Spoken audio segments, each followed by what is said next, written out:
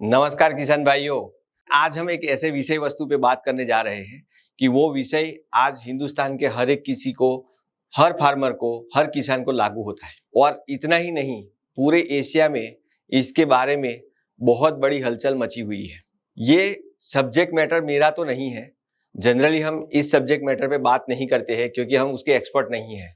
लेकिन कुछ बातें हैं जो ये सब्जेक्ट मैटर से लेके सीधी खेती पे असर होती है, तो वो हमने कुछ आकलन किया है, कुछ रिसर्च किया है, उस आधार पे मैं आपसे बात करना चाहूंगा। और वो मैटर है अल नीनो। अल नीनो का प्रभाव इस साल बहुत ज्यादा होने वाला है। कहा जाता है कि अल नीनो के प्रभाव के अंदर पूरा हिंदुस्तान आ जाएगा और नॉर्मल मतलब कि long term average, long period average, LPA जिसको बोलते हैं, वो एवरेज से जो मॉनसून आएगा, बारिश आएगी, वो कम आएगी। और लगभग 90 टू 92, 94 अलग अलग संस्थाओं ने ये पूर्वानुमान किया है कि लगभग 100% से कम रहेगी, मतलब 90% से ज्यादा जाने की संभावना नहीं है। बहुत ही इरेटिक रेन, मतलब कि आज बारिश गिरा है, फिर 15-20 दिन का गैप आएगा, फिर बारिश आएगा, ऐसा भी हो सकता है। या तो एक दो बार बारिश आ जाए फिर बारिश ना आए। और कुछ संस्थाओं ने ऐसा भी कहा है कि पहले राउंड अच्छे हो जाएंगे, उसके बाद के राउंड नहीं अच्छे होंगे। यानी कि जून के मध्य से जुलाई के मध्य तक, मतलब ये 2 महीना थोड़ी बहुत अच्छी बारिश हो जाएगी, उसके बाद में बारिश नहीं है या तो बहुत कम बारिश है। तो किसान भाइयों, इस परिस्थिति में हम क्या कर सकते हैं? हम कौन सी फसल उगाए, कौन सी वेराइटी उगाए जिसके कारण इसके प्रभाव हमारी खेती पे कम हो। कम से कम हम इस साल अपनी आमदनी, अपना अनाज हम ले ले। तो किसान भाइयों, मैं एक एक करके बात करूंगा। पहली बात आती है, इसका प्रभाव सबसे ज्यादा जिसको पानी चाहिए उस फसल पे होगा। अब ये सबको मालूम है कि धान की फसल ऐसी है जिसको सबसे ज्यादा पानी चाहिए। पहली असर होगी धान पे। अब धान पे असर क्या होगी कि धान पे पानी कम रहेगा, प्रोडक्शन कम आएगा, शायद आपको पानी एक्स्ट्रा भी भरना पड़े। जो नदी किनारे के क्षेत्र है वहां तो शायद पानी मिल जाएगा, लेकिन नदी से दूर है, वहां कुएं से पानी लेना पड़ा तो बहुत मुश्किल होगी। तो किसान भाइयों, इसके लिए मेरा सुझाव, पहला नंबर का सुझाव ये है कि थोड़ी जल्दी पकने वाली वेराइटी ले ले, क्योंकि शुरुआत में तो बारिश है, बाद में बारिश नहीं है। अगस्त सितंबर में बारिश थोड़ी कम होने वाली है, ऐसा पूर्वानुमान है। तो वो आधार पे ले, तो वो आधार पे ऐसा है कि 100-120 दिन में पकने वाली वेराइटी जो है वो ज्यादा पसंद करे। दूसरा ऐसा है कि अगर आपको सहूलियत है और अगर आप कर सके तो डीएसआर मेथड पे जाए। डीएसआर मेथड एक ऐसा मेथड है कि direct seeded rice, submerge rice में पानी ज्यादा चाहिए। यहाँ पे पानी तो चाहिए लेकिन वेट कंडीशन चाहिए, मतलब जमीन गीली होनी चाहिए, आपको पानी भरना नहीं पड़ेगा। तो आप शायद हो सकता है कि जमीन गीली रखे, यानी कि गीली रखने के लिए आपको alternate wet and dry condition करके भी आप कर सकते हो।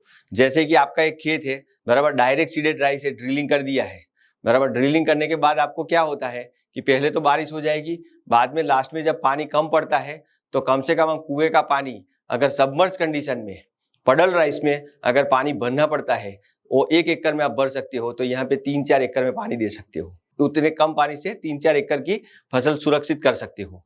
तो किसान भाइयों, ये दूसरा उपाय है। तीसरा उपाय ये है कि आप शुरुआत से ऑर्गेनिक मैटर का प्रयोग करें। ऑर्गेनिक मैटर क्या होता है कि वो जल धारण शक्ति को बढ़ाता है और पहले से ही जड़ों को बहुत डेवलप कर देता है। तो किसान भाइयों, ये भी एक बहुत अच्छा उपाय है कि आप ज्यादा से ज्यादा ऑर्गेनिक मैटर का प्रयोग कर लो। वो जल धारण क्षमता बढ़ाएगा, जो आपको कहीं ना कहीं आपको शक्तिमान बनाएगा, फसल को, जड़ों को, कि आप ज्यादा से ज्यादा जमीन में जाके पोषक तत्वों के साथ पानी उठा पाए। चौथा उपाय ये है कि आप माइक्रोराइजा का प्रयोग करो, क्योंकि जड़ें सामान्यतः 10 से 15 सेंटीमीटर तक जाती है। अगर आप माइक्रोराइजा का प्रयोग करते हो तो जड़ें के साथ मिलके माइक्रोराइजा फफूंदी हो और डीप लेयर में चली जाती है, वहां से पानी लेके आती है। तो एक सिक्योरिटी मिल जाती है कि फसल कम से कम जल्दी से पैदा हो जाए और उसको थोड़ा सा प्रोडक्शन देने के लिए उतना पानी पर्याप्त हो जाए। तो किसान भाइयों, ये 4 उपाय मैंने बताए। पहले तो वेराइटी का सिलेक्शन जो अर्ली पैदा होती है, दूसरा कि डीएसआर मेथड पे जाओ, तीसरा ऑर्गेनिक मैटर का प्रयोग ज्यादा करो, और चौथा है माइक्रोराइजा का प्रयोग करो। तो ये सब करने से क्या होगा कि आपको नो डाउट 30-35 क्विंटल प्रोडक्शन नहीं मिलेगा, लेकिन उसकी जगह पे 25-30 क्विंटल प्रोडक्शन तो मिल जाएगा और आप एक सुरक्षित इंश्योर्ड हो जाओगे। तो ये धन की बात हो गई। उस तरह से दूसरी फसलें हैं, जैसे दलहनी फसल है। दलहनी फसल में क्या होता है कि उसको भी अच्छी तरह से पानी चाहिए, नहीं तो प्रोडक्शन अच्छा नहीं आएगा। अभी आप पीजीएनपी यानी कि अरहर की खेती करोगे या तो मूंग की खेती करोगे, तो मैं ऐसा चाहता हूं कि मूंग की खेती ज्यादा करो आप। मूंग जल्दी पकने वाली फसल है, 80-90 दिनों में हो जाती है, तो वो फसल का चयन ज्यादा करो। तो वो फसल करने से क्या होगा कि आपका अरहर जो है वो थोड़ी लॉन्ग ड्यूरेशन क्रॉप है, वो आपको 120 दिन, 125 दिन, 130 दिन लेता है। इसकी जगह पे आप फसल चेंज करके मूंग की फसल करते हो तो आपको अच्छा रहेगा। किसान भाइयों, उसमें भी मैंने जो दूसरे उपाय बताए हैं धान में, जैसे ऑर्गेनिक मैटर का थोड़ा प्रयोग करो, थोड़ा माइक्रोराइजा का प्रयोग करो, तो आपको और बेहतर रहेगा। और जब मूंग की खेती कर रहे हो, अरहर की खेती कर रहे हो, तो ये सबको पता है, फिर भी एक बार बताने जा रहा हूं कि इंटर कल्टीवेशन आप बार बार करो। यानी कि आपको जब भी मौका मिलता है एक बार थोड़ा सा हेरो चला लो, बराबर। हेरो चलाने से क्या होता है कि जमीन के अंदर जो क्रैक्स होती है, मतलब जो एक दरार आई है, दरार नीचे तक चली जाती है, और दरार में से नीचे तक का भी जो पानी संग्रहित है वो भी बाष्पीभवन होकर बाहर निकल जाता है। तो आप जितना भी हेरो चलाते हो तो वो दरारें बंद रहती है और मॉइस्चर माने कि नमी अंदर के अंदर संग्रहित रहती है और जड़ें ही उसको ले पाती है। इस फसलों में और एक उपाय है कि जैसे कि सिलिकॉन वगैरह का प्रयोग करो। सिलिकॉन का प्रयोग करने से क्या होता है कि उस समय पे स्टोमेटल एक्टिविटी पे नियंत्रण होता है और ड्रॉट के सामने रेजिस्टेंस एक्टिविटी होती है। तो पानी कम है तो भी फसल अच्छी तरह से चलती है। किसान भाइयों, यहाँ पे और एक ध्यान रखने की बात है कि नाइट्रोजन का प्रयोग फ्लावरिंग के बाद थोड़ा कम कर दो या तो बंद कर दो।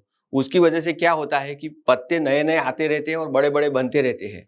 आपको पत्तों का कोई काम नहीं, एक बार फ्लावरिंग से फली या तो फ्रूट सेट हो गया, उसके बाद पत्तों का काम नहीं होता, उसके बाद पोटास का काम होता है। तो पोटास का स्प्रे करो आप, या तो पोटास जमीन में दे दो लास्ट बारिश में। आपको ऐसा लगे कि अगस्त के बाद अभी बारिश थोड़ी कम हो रही है, बारिश हो गई अगस्त में, तो आप पोटास का प्रयोग कर लो।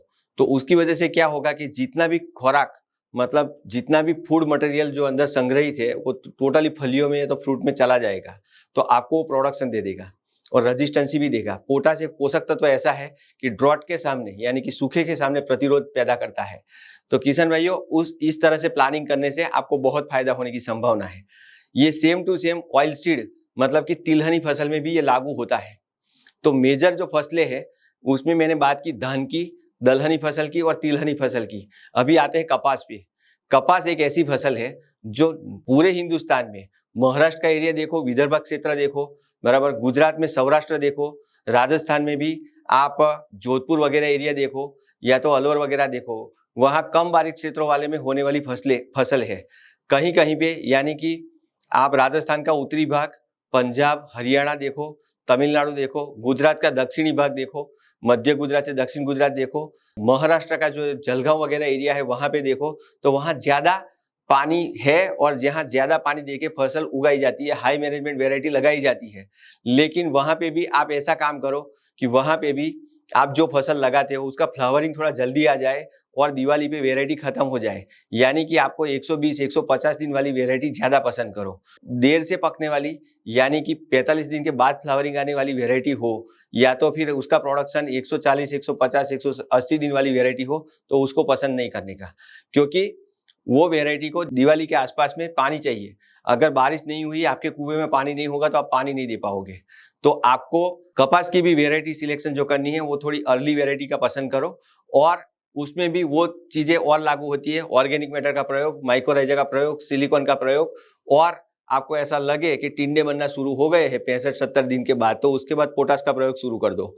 तो ये सब करने से क्या होगा कि आपको एक सिक्योरिटी, इंश्योरेंस मिल जाएगा और इंश्योरेंस प्रोडक्शन मिल जाएगा। और लास्ट में मैं एक आपको बहुत अच्छी फसलों का सुझाव देना चाहता हूं कि जो फसलें बनी ही इसलिए है कि ड्रॉट कंडीशन में इंडिया के अंदर, भारत के अंदर आज से कई सालों पहले, 20 साल पहले, नॉर्मली 5 साल में से 3 साल जैसे ड्रॉट कंडीशन में आते थे। तो उस टाइम पे जो फसलें डेवलप हुई थी वो फसलों का नाम है, एक तो पहले नंबर पे बाजरा आता है, दूसरे नंबर पे ज्वारी आती है, तीसरे नंबर पे मिलेट्स, अदर मिलेट्स आते हैं, चौथे नंबर पे आता है सोयाबीन। बहुत कम दिनों में 90 से लेके 120 दिन में पकने वाली ये सब फसलें हैं। नॉर्मली 3 महीने में पक जाएगी। और लास्ट में भले 100 दिन की वेराइटी हो, सोयाबीन की कोई वेराइटी 100 दिन की, 120 दिन की वेराइटी है, लेकिन उसको भी पिछले 30 दिनों में पानी तो नहीं चाहिए, बराबर। तो आपको 90 दिन ही सिक्योर करना है। तो पहले 2 महीने तो शायद थोड़ी बहुत बारिश हो जाएगी, लेकिन पीछे से अगर बारिश नहीं हुई, अगस्त सितंबर में बारिश नहीं हुई, तो वो सोयाबीन को शायद एक सिक्योर्ड इरिगेशन देने से काम चल जाएगा। बाजरा को तो वैसे भी पीछे से पानी चाहिए नहीं। तो ये अगर आप नहीं कर रहे हो तो 1 एकड़ 2 एकड़ ये फसलों का प्लानिंग करो। यानी कि ये साल ऐसा है कि आपको क्रॉप का सिलेक्शन, वेराइटी का सिलेक्शन बहुत ही सोच समझ के करना पड़ेगा। ऑर्गेनिक मैटर का थोड़ा प्रयोग करते हो तो जमीन में जल संग्रह, जल धारण शक्ति बढ़ेगी। और तीसरा, माइक्रोराइजा का प्रयोग करने से भी अच्छा रहेगा। चौथा है सिलिकॉन का प्रयोग और पोटास का प्रयोग बढ़ाना पड़ेगा। सिलिकॉन का प्रयोग पहले से करना है और पोटास का प्रयोग फ्लावरिंग फ्रूटिंग के बाद करना है। तो ये सब आप एग्रोनॉमी सिस्टम अपनाते हो तो आपको कहीं ना कहीं आपका ये साल निकल जाएगा और आपको बहुत फायदा होने की संभावना रहेगी। किसान भाइयों, और एक मैं सुझाव देना चाहूंगा। यहाँ पे अभी कई महाराष्ट्र के फार्मर, गुजरात के फार्मर एक्सटेंसिव फार्मिंग करते हैं, इंटेंसिव नहीं करते। एक्सटेंसिव का मतलब कि मेरे तो 25 एकड़ में 25 एकड़ सोयाबीन लगाऊंगा, उसके बाद गेहूं लगाऊंगा। मध्य प्रदेश में भी कई किसान ऐसा है कि सोयाबीन के बाद गेहूं लगाते हैं। उत्तर प्रदेश में भी कई किसान ऐसे हैं कि पहले धान लगाते हैं, धान के बाद गेहूं लगाते हैं। तो ये साल इसके लिए नहीं है। आप प्लानिंग करके टुकड़े टुकड़े में करो। यानी कि मानो कि आप एक 10 एकड़ का एग्जाम्पल देता हूं, 10 एकड़ में आप खेती करने जा रहे हो, आप गुजरात के किसान हो, तो गुजरात में आप थोड़ा सा कपास, थोड़ा सा सोयाबीन, थोड़ा सा बाजरा, इस तरह से आप प्लानिंग कर सकते हो। या तो आपके वहां क्या सिस्टम में होता है, कौन सी फसल होती है, उसके हिसाब से आप कमेंट करके बताओगे तो आपको वेराइटी और क्रॉप का हम सजेशन दे सकते हैं। तो किसान भाइयों, ये था अल नीनो के साल में अगर कम बारिश होती है, अगर कम बारिश होने की संभावना पैदा हो गई है, सभी संस्थाएं, इंडियन मेट्रोलॉजिकल डिपार्टमेंट और प्राइवेट संस्थाएं और वर्ल्ड मेट्रोलॉजिकल डिपार्टमेंट सबने बोल चुके हैं कि हिंदुस्तान के अंदर इस साल सूखा पड़ने वाला है। सूखा नहीं पड़ेगा तो कम से कम ऐसा होगा कि जो लॉन्ग पीरियड का जो प्रिडिक्शन होता है एवरेज, उससे बहुत कम बारिश, यानी कि 90% ही बारिश होगी, और वो भी इरेटिक रेन होगी। कभी हो गई तो बहुत हो गई, फिर 1 महीने तक बारिश नहीं आएगी। तो ऐसी सिचुएशन के सामने लड़ने के लिए आपको क्रॉप मतलब फसल, वेराइटी और उसकी थोड़ी बहुत एग्रोनॉमी सिस्टम मैंने बताई, वो आपको करना पड़ेगा। इससे ये सुझाव देने से मुझे भी ऐसा लगता है कि आपको कहीं ना कहीं फायदा होगा। तो किसान भाइयों, आपके वहां कौन सी फसल होती है, कौन सी वेराइटी होती है और आप क्या कर सकते हो, ऐसा अगर ज्यादा जानना चाहते हो तो आप कमेंट बॉक्स में डाल सकते हो। अगर ये वीडियो अच्छा लगा तो आप किसी और को शेयर भी कर सकते हो, अपने दोस्तों को शेयर कर सकते हो। अभी तक सब्सक्राइब नहीं किया है तो सब्सक्राइब भी कर लो। थैंक यू वेरी मच, खूब खूब धन्यवाद।